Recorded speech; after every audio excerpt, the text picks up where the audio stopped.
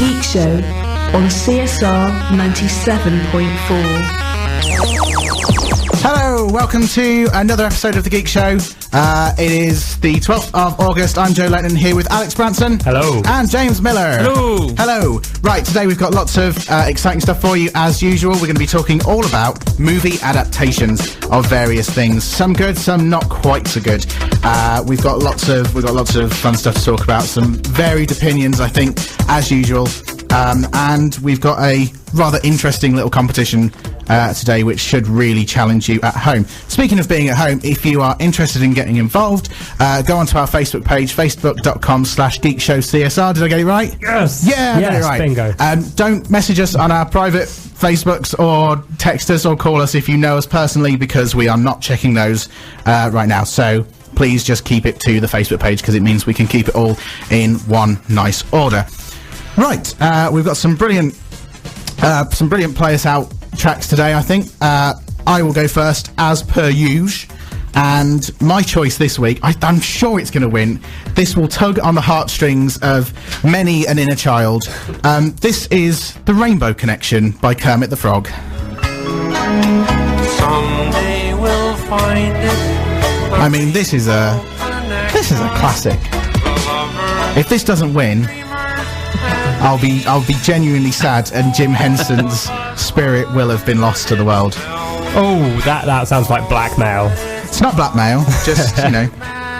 Right, okay, so that's the Rainbow Connection. Alex, what have you got for us today? I have picked the Community theme song, which is At Least It Was Here by the 88. I love this show. Yeah, I love this show too. Apart from season 4 so much. It's got some good points, season 4, after watching it. It's the worst season, but it's... There's probably quite a few Community fans out there. Never heard of it. Never heard of Community? Nope. Watch it, it's amazing, it's brilliant. You've obviously just sort of like drowned out me going on about it. That's At Least It's Here by the 88. James, what have you got for us today? I have chosen this Cosmo Canyon song from Final Fantasy VII. It's strange, I nearly picked a Final Fantasy VII. You did nearly pick a Final Fantasy song today. Mine was Broken... I can't remember what it's called. It's the one where you fight Sephiroth, because my friend liked it. Oh, yeah. It's like his theme. Yeah. Sephiroth's theme. Yeah. I'm just going to go out there on a limb and say that I have little to no interest in Final Fantasy VII. Ooh. I think you just got some downvotes on your song there. Well, you know, maybe the Muppets fans and Final Fantasy fans don't like intersect, and it will be a war between the two of us, and then a few people voting. Well, no, Community fans they're sort of very much. We're in 3 different regions today, really. Aren't yes, we are. We're tapping into childhood, modern day, and of course gaming. Yeah, and films, TV, and gaming. Yes. So we're covering all bases apart from comics, which doesn't have soundtracks. Right. So that's today's Play Us Out tracks. Go to facebook.com/geekshowcsr if you want to vote for those. We'll be stopping the vote at 7:15. Now it's time for the Geek News. And today, in Geek News, first up, Vin Diesel has hinted that he may be playing the role of extraterrestrial plant monster Groot in the upcoming Marvel Studios movie Guardians of the Galaxy. Diesel posted a picture of Groot on his Facebook page yesterday, but didn't specify why. There's been speculation for months that he'd be involved with the film somehow. However, it won't be exactly a meaty role, as Groot is only capable of saying, "I am Groot." It should, however, be a role that thoroughly puts Vin Diesel's acting chops to the test. Burn!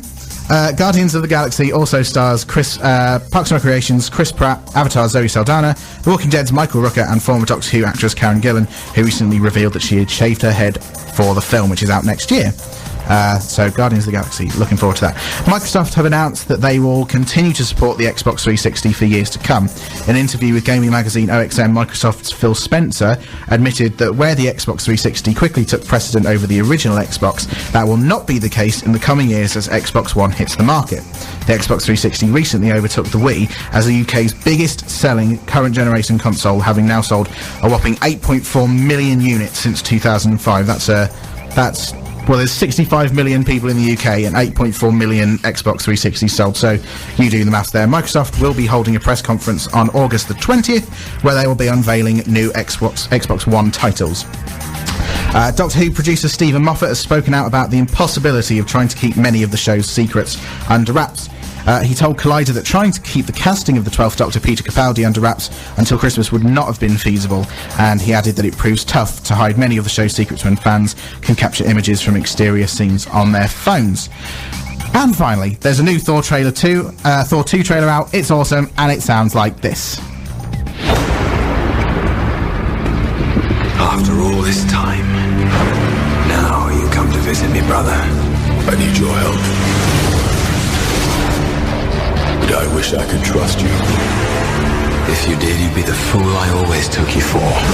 Some believe that before the universe, there was nothing. They're wrong. There was darkness, and it has survived. And that was this week's Geek News. Thank you very much. That trailer sounds really exciting. Yeah. So, today's main discussion, we're talking about adaptations from other materials to mediums. You know what I'm on about, to movies.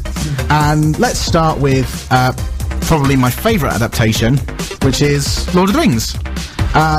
Lord of the Rings, I've kind of like it's been around for 10 years. I mean, Return of the King is 10 years old this year, which doesn't really feel like that, I don't think.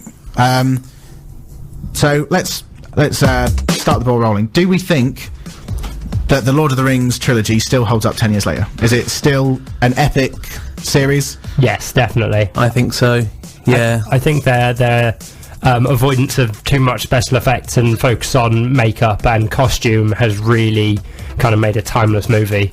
And it looks much better than, say, CGI from 10 years ago. So yeah, I mean they were definitely blessed in that the CGI they did use was sort of the absolutely most advanced technology, and maybe in another 10 years' time it will feel really outdated. Yeah, in a way that the practical effects used in films like Star Wars, they still don't feel that out of date because they're not, because they're shot on film. It all looks very realistic and authentic. James, you're sort of the big Lord of the Rings buff. You've got a Lord of the Rings tattoo. Yeah, I do. How do you feel about? Oh, I want to know how you feel about Lord of the Rings, sort of 10 years later after the movies. How they hold up. How they hold up, yeah, and what you think of them. Yeah, I think they held up really well. Like Alex said, there's kind of minimal CGI in them. You got like the cave troll and things like that. When you do look back at them now, it kind of does. It does look old, but you accept it still. You don't. You maybe notice it. You look at it and you think, oh, that looks a bit old, but it doesn't take you out of the film as much. I think that's a testament to the strong storytelling of Peter Jackson, right? That we forgive slight imperfections with the CGI. Yeah. Yeah. Now, James, sorry, go on. No, go on. You've read the books. I have. You've been doing some research prior to the show. Tell us what you were researching and why. Well, I was I was researching something just to make sure that I was right. But one of the main things of the entire Lord of the Rings films, the one thing that really annoyed me about the films was the Army of the Dead. Okay. Because I'm sure everyone's seen the film by now. The Army of the Dead come in, they rock up to Minas Tirith, and they wash over it like a wave, don't they? Yeah. And they just win the battle for the entire armies and things. But in the book, the army of Aragorn goes and recruits the army of the dead, but he only uses them to. Have you seen the extended? Yes. The Corsairs, the boats that they come on. They only use those to take over the boats. They take the boats from them, and that's it. And then the army of dead have fulfilled their oath, and they leave. Aragorn takes his own army of Rangers of the North and other people from Gondor, and they sail the ships to Minas Tirith, and that's what turns the tide of the battle, is their arrival. And I just think it kind of cheapens the Free Peoples of Middle-earth's story if they get a bunch of ghosts, basically invincible ghosts, to win their big battle for them. I just think I don't know. It doesn't feel like their victory. Yeah, Alex, But do you then agree again, with that? they would have had to have another battle scene on the boat, another couple of scenes to explain where all these guys came from, and it would have made the movie another couple of hours. Yeah, I agree with both of you. I mean, we were saying before the show starts that one of my only real problems with the Lord of the Rings is the easiness with which they get out of situations in these stories. Is Gandalf saves them, or Eagles save them, or the army of the dead saves them, and it tends to be that no matter what terrible situation the characters find themselves in, something much more stronger and powerful than them, because the wizard did it, just sort of solves the problem. That said, I absolutely agree with Alex that it would overcomplicate the plot of the movie if they had to explain. And if it was a straight copy of the book, then I don't think that it would really belong on this show, because this is about adaptations, and adaptations, to adapt something, you have to change it. Is it the best sort of fantasy epic movie of all time, Alex? Ooh, I don't know about that. I've got some other great movies which I love, but I'm not sure they're as good. But I watch with greater frequency due to their length. Okay. Is it certainly sort of up there? It's certainly up there.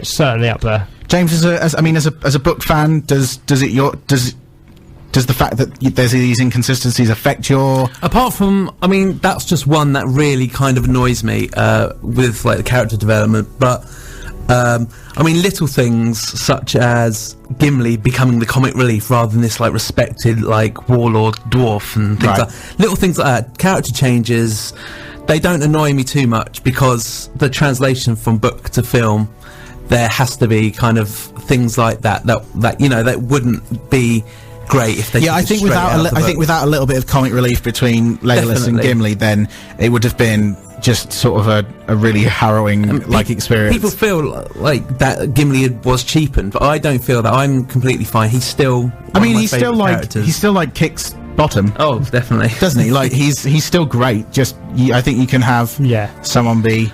I feel they skimped on the Legolas-Gimli relationship somewhat, because in the books, I know it's stated they're the best of friends and stuff in the films, but the amount of stuff they just go off and do.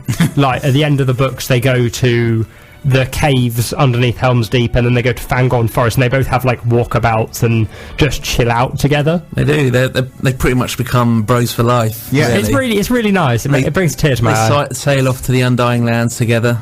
It's quite sweet. Do you guys have a favourite film of the three? Two Towers. I agree. I absolutely agree. I've got the signed script. I've got the signed script to the Two Towers. Of course you have. My lovely girlfriend Emily gave me for Christmas. Hello, Emily. Well, she's working now, but she'll hear this later. She'll hear. But that's definitely my favourite film. Right. So we're all sort of uniformly agreed. Two Towers is. I think Fellowship of the Ring is an amazing film. That's close. That's very close. And I love Return of the King, but it is a bit long. Yeah. And the extended edition. Oh boy. Two Towers has got the perfect blend of high fantasy and action for me. Let's compare this to The Hobbit then, because we're one film into the Hobbit trilogy. I didn't like it. I didn't like An Unexpected Journey at all. Alex, we'll come to you first. What did you think of The Hobbit? I liked it. I thought it was pretty good. It wasn't as good as Lord of the Rings, and to me it felt like, to use a sports metaphor for the sake of argument, Lord of the Rings was like Peter Jackson scoring a goal, and then The Hobbit is just going to be his little victory dance, I think. It's his showboating. It's like him going, look at me, I'm so cool, I've done this, and I'm not sure it's going to stand the test of time like Lord of the Rings did. It's not. I don't think it's a great movie, but do you think it's a good adaptation, James? Well, I was going to say, I think the problems with people not liking it is both what Alex said and you said. He's comparing it to the Lord of the Rings film. It shouldn't. Me personally, I don't think it should be compared to the Lord of the Rings film. Okay. It's not a completely different story, because they are slightly, they're tonally very different. Yeah. But that's what I think. That's one of the only things that I'd say that you should compare it to the Lord of the Rings is because Peter Jackson clearly thought, okay, well, I need to make it a little bit darker so that people who enjoyed Lord of the Rings won't be turned off by. He said, I was reading an interview the other day. He did say that, and I think also a point that you said, the problem is we're one movie in, where we haven't got the full story yet. That's true, but should it, I mean, like, as like a single film, you know, Yeah. I'm not going to defend it to like the death, just because I love the. Well, you know, I there are bits that I don't like, but I was going to make a point. I can remember that when I first saw Fellowship of the Ring, which I'm going to liken to the first Hobbit movie, I wasn't overwhelmed and I wasn't underwhelmed. I was just kind of nicely whelmed. I agree with you. I think I was just a bit too young for it at the time. Yeah. I didn't really know what I was getting into. Maybe a bit too old for it. No, I don't think I am. I remember what I was going to say. Peter Jackson did say the second film was going to be much darker. He said he purposely made the first film quite light-hearted because that is the book. That's not a light-hearted. Well, I mean, it is in places, but I mean, yeah, but I mean, like they said it's not going to be as funny. They made, you know, he made the dwarves sing and dance, and obviously there's dark bits, but they made it more light-hearted because. Are they not going to sing and dance? Because there's loads of great songs in the Hobbit. So it's going to be grimdark Hobbit for the next two films. Do you know the third part comes out on my 24th birthday? Oh. Wow. I don't know if I'm going to see it. I just thought that was an interesting piece of trivia. I also think that the second is gonna definitely be the best. I think with like Lord of the Rings, it's my favourite because it doesn't have. We've already set up the characters. We know the characters, and so you can start from, you know, you can go right into the story straight away. Really. Do you like the changes that Peter Jackson made, including using some of the appendices and things like he's added new characters? There's a new character being played by Evangeline Lilly from Lost. She's going to be playing an elf called Toriel, who has a romantic subplot with Legolas. I'm completely fine with adding her in because there'd be no female presence. There's not very many attractive ladies. There's not very many ladies in The Hobbit or Lord of the Rings, really. No, there's pretty much full stop. There isn't any in The Hobbit, as far as I can remember. I'm not massively keen on Orlando Bloom, to be honest. Like, being included in more films, not hugely keen on him as an actor. People like it. I mean, like, when I think of like Legolas, what immediately springs to mind is him sort of surfing down the stairs in Helm's Deep on his shield with his two swords, like and he has a bow at possibly. Oh yeah, he has a bow. Sorry, Joe. And yeah, that's the sort. I think people just go, "Oh, Legolas is cool. Let's see more of him." But in general, I hope The Hobbit. I hope it gets better. By the way, I think it will. That's not like I'm not automatically sort of writing it off. I just remember being as a film very disappointed with it, even though I understood that it was a rather sort of faithful adaptation of various works of Tolkien. That's fair enough then. Yeah. That was our Lord of the Rings discussion. We'll be coming to Harry Potter very shortly, but now it's time for a track. This is This Love by Clap Your Hands, Say Yeah, Yeah. Yeah.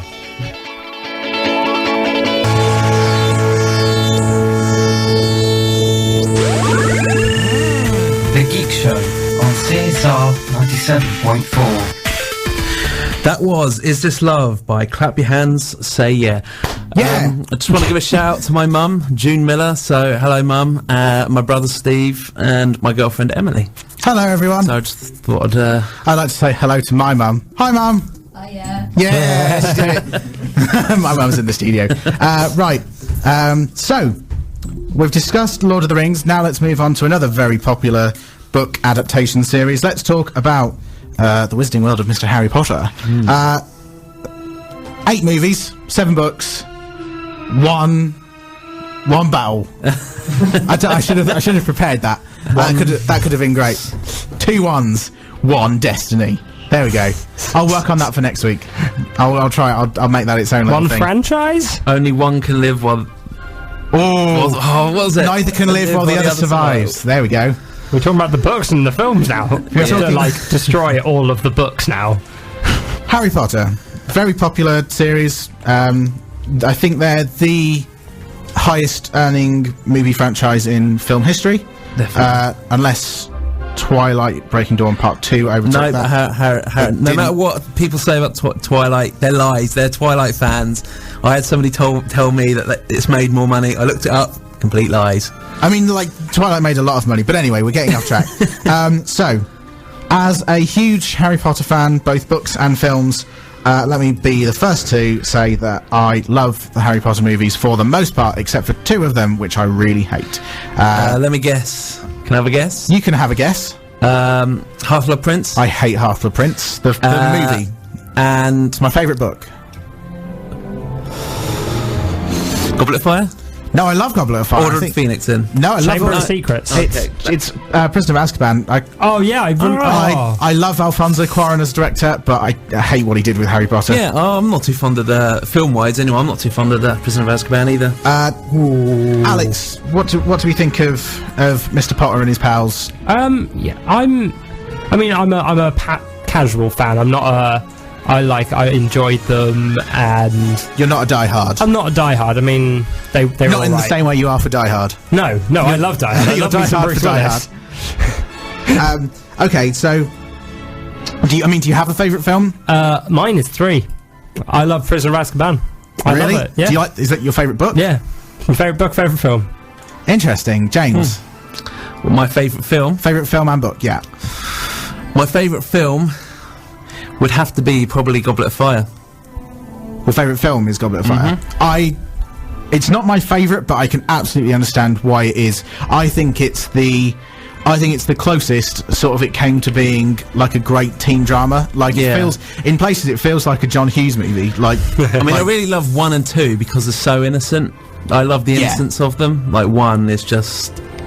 I think one is the closest to being a genuine adaptation of the book. I think the What do we mean when we say genuine adaptation? I mean close to the book as possible. closest to the books, to the feel of the book, to the themes of the book, to the way the book sort of just to. I think to do an adaptation, as I said before, I think you have to change it and make it your own. I think there's. I think yes, there is something definitely to that, and I think that's to the credit of the later films, is that as they sort of adapted more and sort of became very much their own thing in their own right. I absolutely think that was a great decision they made. Yeah.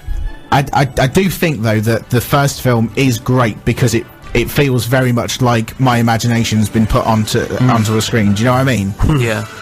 Also, because you're like Harry, you know, if you've never read the books before, then you're going into this brand new world and where anything can... I can't imagine what it's like to be a Harry Potter fan who watches the films but hasn't... I saw the first film before I read the first book. and I mean, did you... I didn't know what Harry Potter was. I got a ticket. Me and my friends were going to see it. I got a ticket. You didn't know what it was? No. I mean, this is 2001. It Yeah, was sort of everywhere. I got a ticket, but then all my friends turned up late, and because it was brand I hate new out, I was the only one with a ticket, and I didn't want to go because I wasn't a huge fan. All my other friends were like, "Oh, what?" So I gave my ticket to someone else, and I went with all my friends to go see Atlantis.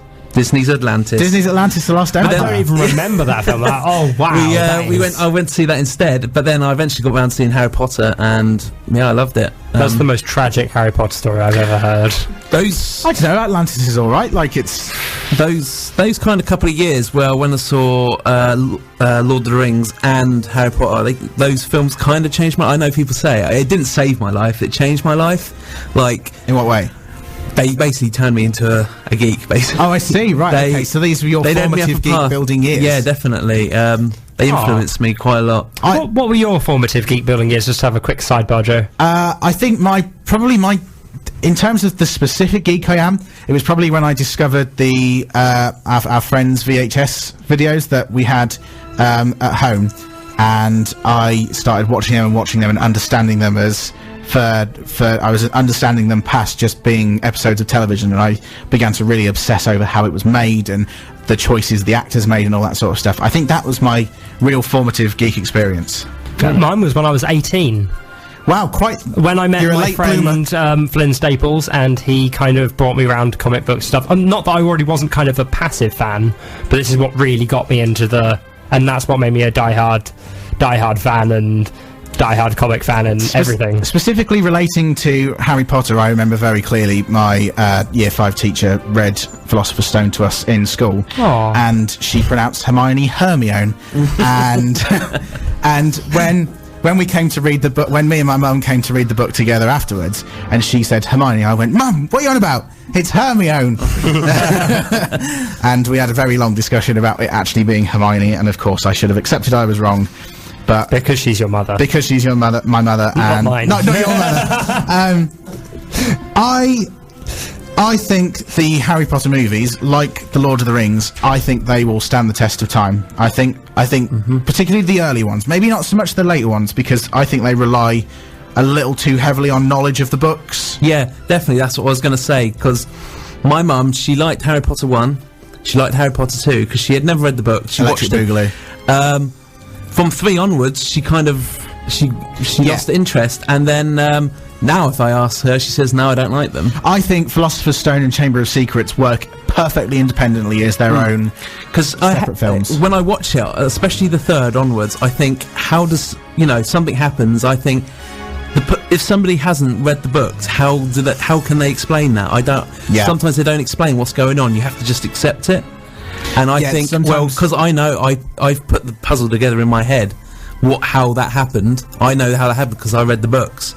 But yeah, this is the thing. This is going back to what I was saying earlier. I don't really know what it's like to be a person that's not seen that. Like, how do you watch something like Order of the Phoenix, which is very sort of like sort of story mythology based and focuses heavily on the idea of sort of the backstory of the Order and all of that. It doesn't really explain it that much. It sort of just goes, there's like some people that like Harry and want to protect him, and then you have the DA and you have Umbridge and all that sort of stuff.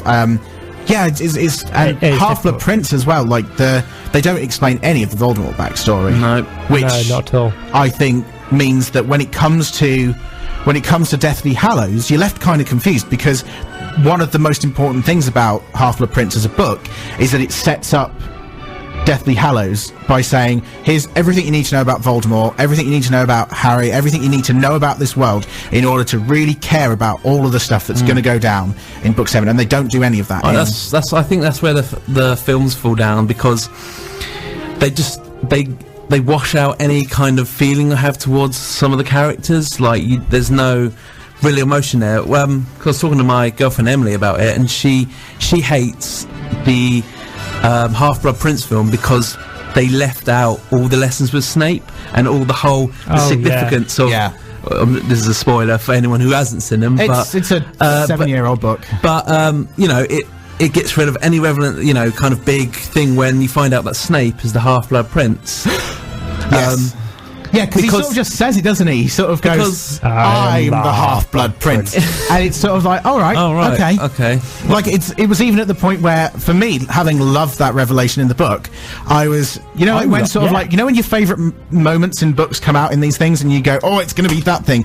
I was just like, oh, he's going to say it now, isn't he? Yeah. He's going to say it. And then he did. And I still haven't seen Deathly Hallows Part 2.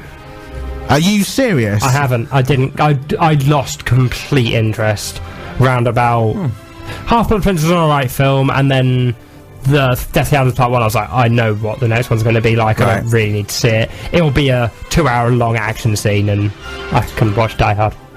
Three Die Hard references this week. Do we think that, very quickly, that Harry Potter would have worked as a TV series in the way Game of Thrones seems to be working? No? No, not at all. I think it would be very difficult to get that kind of production value for a kids' TV show, especially. No, I don't think it would work, because Game of Thrones is kind of about people's everyday lives almost. It's, there's not like it's a continuing big story about just the nobles and the guys up, and they're kind of going on. Whereas it's kind of less easy to relate to the characters in Harry Potter. Yeah. Right. Okay. Well, that's Harry. That's a bit of Harry Potter. Should we do a competition in a sec? Let's do a competition. Okay. 97.4 FM. CSR FM, your only alternative. Okay, so let's do today's competition. Before I do, though, if you've got any comments about the two series we've just discussed, make sure that you go on the Facebook page, Geek Show CSR, and let us know, and we'll have a look at those in a bit and read them out. The number of questions, I can see them writing down on their paper today. There's 11 questions, 11 specifically being a bonus question that I think will really, really test you. So, if you're playing along at home, good luck with this. What is the full title of the second Resident Evil movie?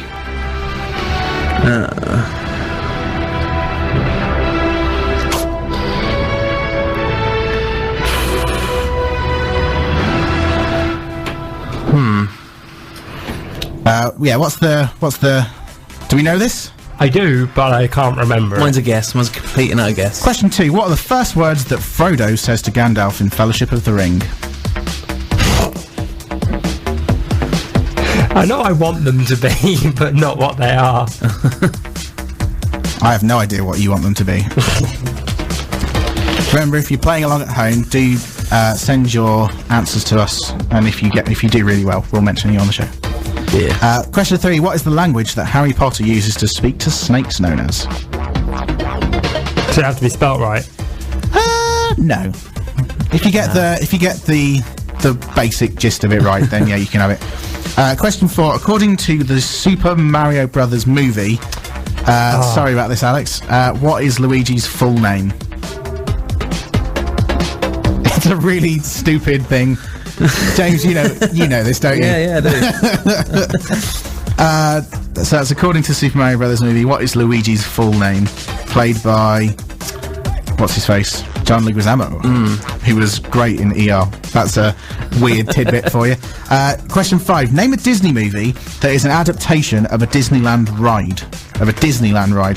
There are 3 possible answers here. There's one very obvious one, 2 slightly more. Do you know what? If you choose one of the more obscure ones and get it right, I'll give you 2 points instead.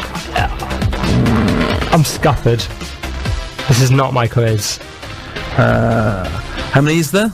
There's 3 possible ones. Right. Question 6. Who plays the villainous Count Olaf in the movie adaptation of A Series of Unfortunate Events? I know this one because we discussed this a lot recently. He's very good in it. I think I'm doing alright so far. Yeah? Yeah. I'm doing terribly. Question 7. Die Another Day, Moonraker and Casino Royale are all titles of James Bond films. Damn. Which of these 3 films was not adapted from an Ian Fleming 007 story? Say them again, sorry? Die Another Day, Moonraker and Casino Royale. Which of them was not adapted from a 007 novel? Okay. I thought you were going to ask a really easy question, be like, what are these all examples of Did films? you think like, it was going to be James I Bond? can do this. Generally did. Bless you. Alex's girlfriend is in the corner just crying with laughter at how silly he is. Question 8. Which video game franchise has received interest in being adapted to film by Steven Spielberg, Guillermo del Toro and Peter Jackson? Who all agreed at one time or another that they would totally go into this together, as a group collaboration, which would be amazing. I've got 2 ideas. Well, put one of them down. Can't put 2 of them down. That's how quizzes work. So, question 9. The Lion King is said to be a loose adaptation of which Shakespeare play? Alex seems determined by this one. He seems... No, this is the sort of thing I know. Random trivia. That is what I know. I don't know. I know what the second one is as well. Specific trivia. You know what the second one is? Yeah, the second Lion King film. It's an adaptation as well. Adaptation of Lion King? The Simba's Pride? Yeah. Oh, I didn't know that. Romeo was and Juliet. adapted. Of course it is. Well, you're not going to get a bonus point, but that's quite interesting. If you were on QR, you'd receive some points, but sadly we're on the... No, not sadly. Happily, we're on the Geek Show. Question 10. Prince Caspian, The Horse and His Boy, and The Voyage of the Dawn Treader are all books from C.S. Lewis's Chronicles of Narnia. Which of them has yet to be adapted to the screen? I've done it again. Did you do it again? Right, just wait for the question. Okay, what were the three Prince Caspian, The Horse and His Boy, and The Voyage of the Dawn Treader are all books from C.S. Lewis's Chronicles of Narnia. Which of them has yet to be adapted to the screen? Okay? Right. I feel very silly at this point. Okay, and the final question. What we'll do is I'll read out this question, then we'll play a song, and you can list as many as you can while the song's playing, and then we'll do the results when we come back, which sounds like a good idea to me. So, the bonus question. According to IMDb, that's the Internet Movie Database, name as many actors as you can. There's a total of 15. As many actors as you can, and you can have half points allowed for character names if you don't know the actor's name, that appeared in all 8 Harry Potter movies. So, actors that appeared in all 8 Harry Potter movies, and there are 15 potential Okay. people. Okay? Yeah. Right, okay, so that was today's quiz. If you think you've got all the answers, well done to you. Make sure you get messaging us with your super knowledge. And let's play a track.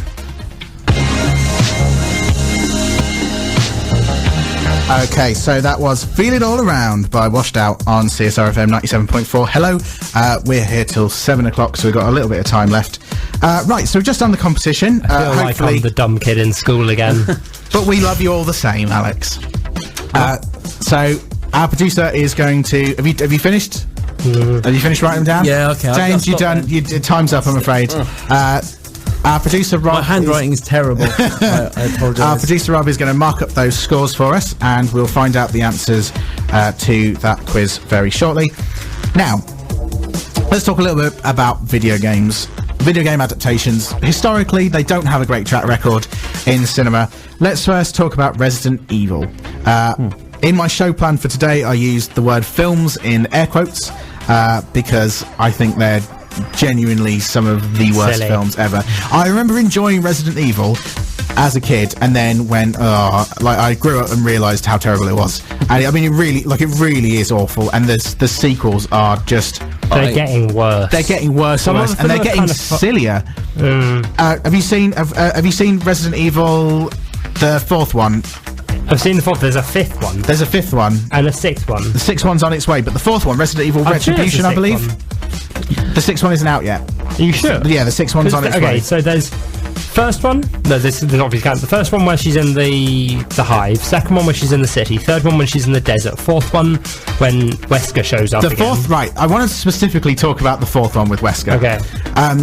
Even though he doesn't James, have you seen this movie? He shows up at the end of the third movie. Yeah, he does. does. It's in the fourth movie and the fifth. The action in the fourth movie is so ridiculous. It's so low budget, so just poorly put together. It's worse than most of those sort of B-movie... I love B-movies. I mean, I do like watching some of them. And I do laugh when Mila Jovovich kicks a two-headed dog through the face. And it's just like this CGI thing. And no, she cuts it in half with a shard of glass that's falling from the ceiling, and she kicks the shard of glass, and it cuts the dog in two. And the sort of... We all know sort of Wesker can sort of dodge about in the games, yeah? Like, he's got that sort of skill where he can go vroom, vroom, vroom, vroom. Well, they use this technique in the movie, and it just looks awful. It looks cheap. It looks really poorly made. It's just...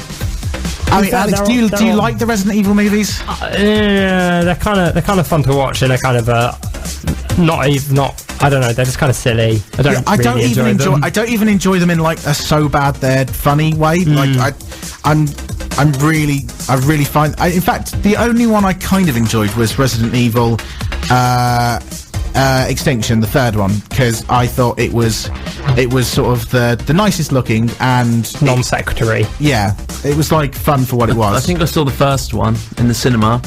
The best part of the first one is when the man gets cubed. Oh yes. I can't remember. You haven't seen the first one then, otherwise you'd remember that. I'm not.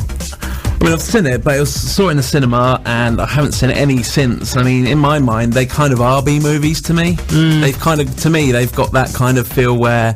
But they've got huge production budgets. Yeah. Where does the money go on? Does it go to her, do you think? Well, she is married to the director, so... I think we've cracked. I mean, let's not be libelous here. Let's just say that this is all purely speculation and speculation on our part and not on CSR FM's part or anything like that. Just in case Paul W.S. Anderson is listening to this. So call me. Yes, we'd like a job. I think he'd make quite a good Wesker in sort of a student version of Resident Evil. Wesker. So from a bad video game adaptation to a plain silly one, Tomb Raider. Starring Angelina Jolie. I like those films. Do you genuinely like them? The one with Chris Barry in it is great. He's in both of them. Is he? Yeah, he's Butler, isn't he? He's the butler. Oh, the one with the giant robot then. Because that's silly. Is that Cradle of Life? Yes. How many are there? There's two. There's two. Tomb Raider. The first Lara Croft Tomb Raider, its official title, is dumb, but it's really fun, and it also helped launch the profile of actor Daniel Craig, who went on to become Alex. Who's Daniel Craig? Oh my god, James Bond. James of course. Bond. There we go. And Talking about adaptions, quickly, my friend was... Sorry, there's a little bit off subject, but it reminded me, my friend wanted me to say how bad he thought The Golden Compass was in... Oh, it's such a shame. It could have been such a great... It's one of my favourite series of That's books. all I wanted to say. He just said apparently it's terrible because I said I didn't like it, and he told me to read the book because it's nothing like it. The book is incredible. But that had Daniel Craig in. Oh, it did have Daniel Craig in. Yeah. Right, Producer Rob, are we ready to do the answers to the quiz? Yeah. Yeah? Okay, right, let's do the answers to the quiz. So, first up, we have... Question 1. What is the full title of the second Resident Evil movie? Alex, do you know it? I think I put Apocalypse or That's Extinction. correct. It's Apocalypse. Apocalypse It is correct. That's the I second think I might have put Apocalypse. I might have put Annihilation. I don't know, but yeah. Question 2. What are the first words that Frodo says to Gandalf in Fellowship of the Ring? James. You're late. A wizard is never late, Frodo Baggins, nor is he early. He arrives precisely when he means to. I said you're late as well, but what I wanted him to say was... That's my Gandalf impression. Gandalf! Yeah, but I wrote you're late instead. What is the language that Harry Potter uses to speak to snakes known as, Alex? Parseltongue. Parseltongue is correct. If you speak Parseltongue, what are you?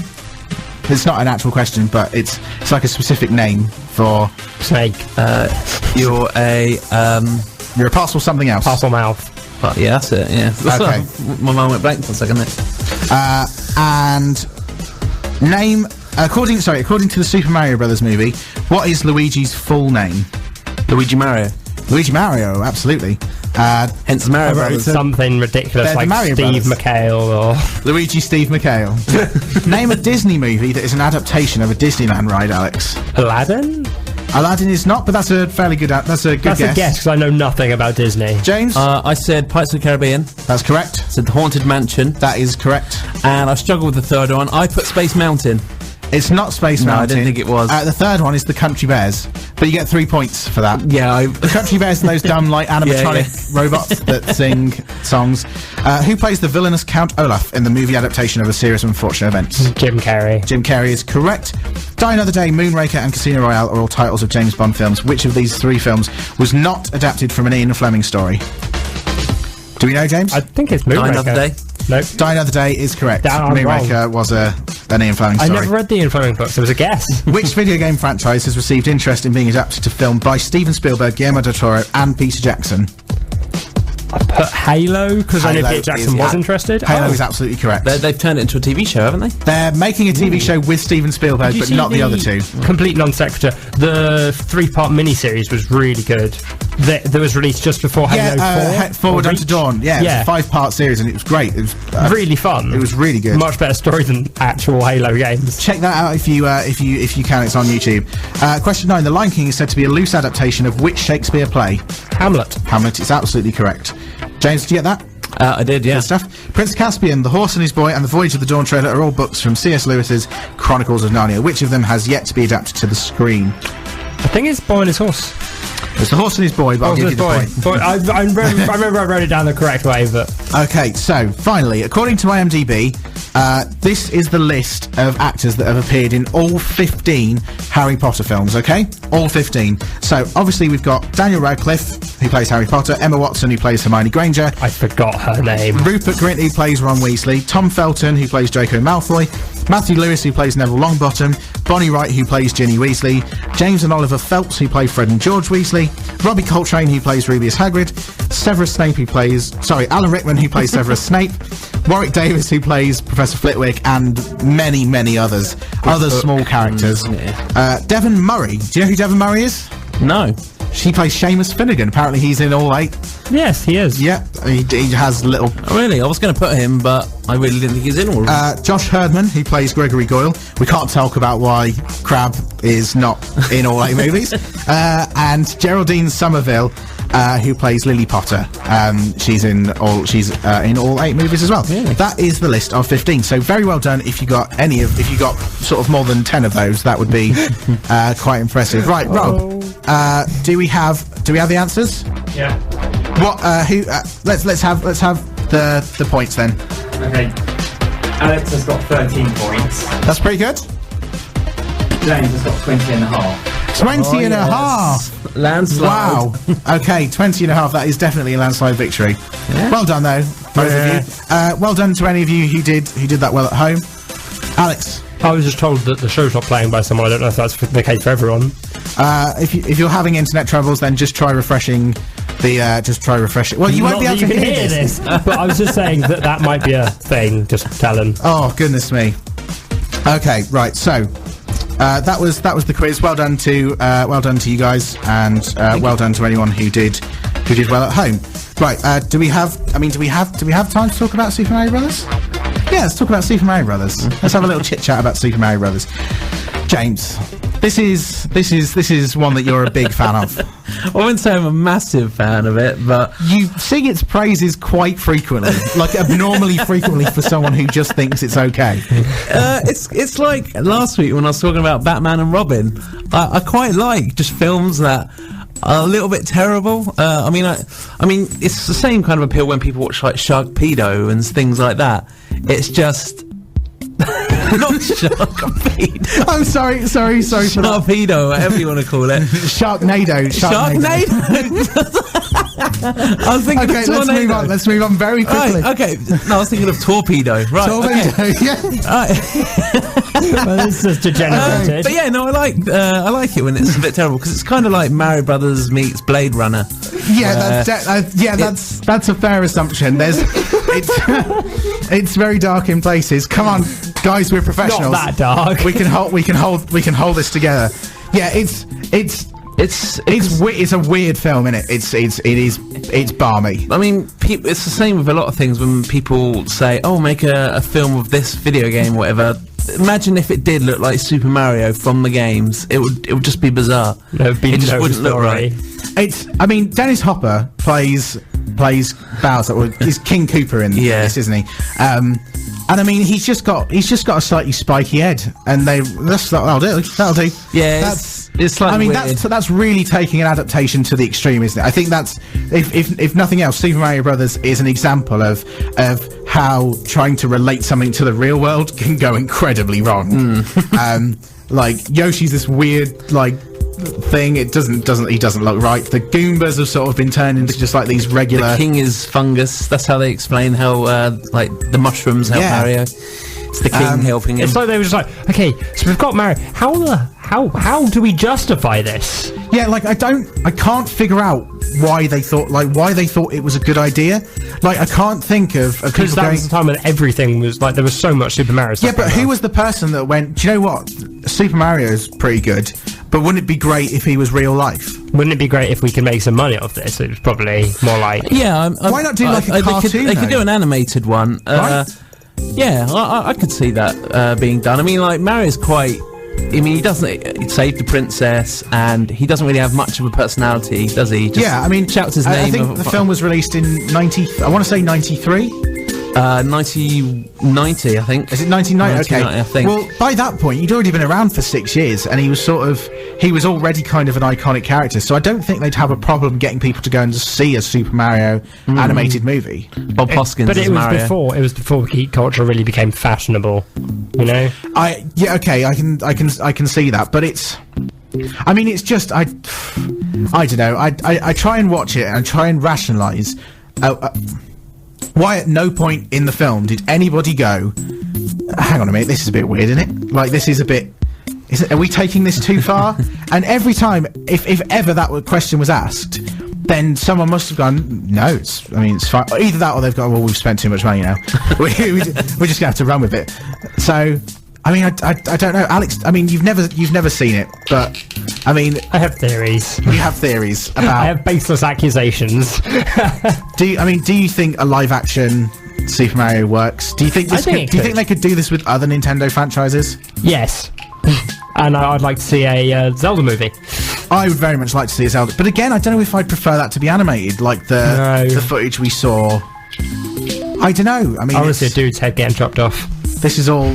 What? I don't know if they do that in a kids movie anyway. It'd be like a starfish with eyes or something. Okay, right. So time to talk about time to announce the results of the Play Us Out. We did stop the vote at 1:15, but let's hear the jingle anyway. It's time to stop the vote. I love hearing that. Okay, so vote is stopped. Let's get a total of who has won this week. Do we have a total, Rob? Yeah. Okay, let's hear it in reverse order. Okay, Alex has got 0. No votes at all. Community fans, man, you let us down. Second place, James got 3 and Joe's got 4. Yeah! Oh, so close. I think community fans are a little winner. bit disenfranchised at the moment. Yeah, I don't know what's going on. Yeah, they're probably still a bit bummed out about Dan Harmon Okay. coming back. Right. Well, this is the Rainbow Connection. Thank you for listening to the show. We'll see you next week. Bye. Bye. Bye.